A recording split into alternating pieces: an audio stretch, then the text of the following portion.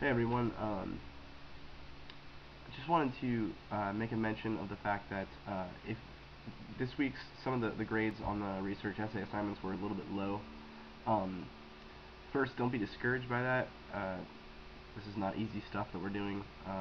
At the beginning of your master's uh, work, you're being asked to critically assess things, and it's probably the hardest thing for um, beginning master students is learning the art of critical assessment. Critical assessment is um, finding out what the claims that are being made, engaging them, analyzing the argument, deciding whether or not it's good, offering reasons for why you think so. The work of academia is never done. This is one of the weird things about academia. We start out with the search for truth, but we find out that the truth it's always a little bit farther off, and we get closer, or we're supposed to be getting closer by evaluating arguments. A person makes a claim, God is like this. We argue against it to say no, that's not the case, and then we move forward.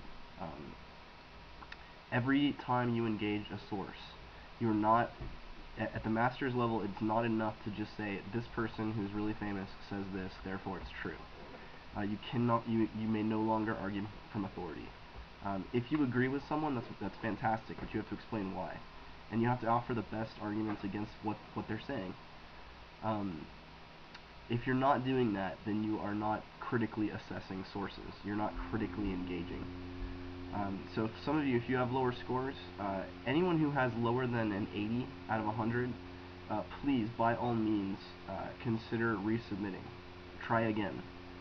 Um, Even if you're in the 80 to 90 range, feel free to try again. You probably won't raise your score that much. I don't like to move from B to A in in resubmissions.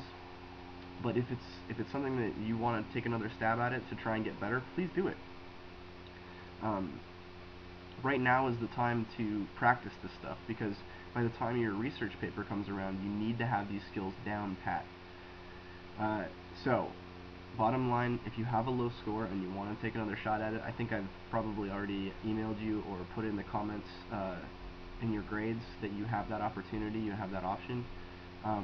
Take advantage of it. The second thing is, this week's research essay assignment does not ask for critical assessment. Um, this week, remember, you're moving. Last week you had a 500-word assignment. This one's only 300 words. And what you're really doing is you're just summarizing your new source, and you're just developing your claim. You are asked to do an outline. I don't care what form that takes, just so long as it's clear to me where you're starting, where you're finishing, and how you're getting there. Major claim, outline how your argument will proceed. You will have the opportunity to practice critical assessment this week, and it will be done in the forum posts.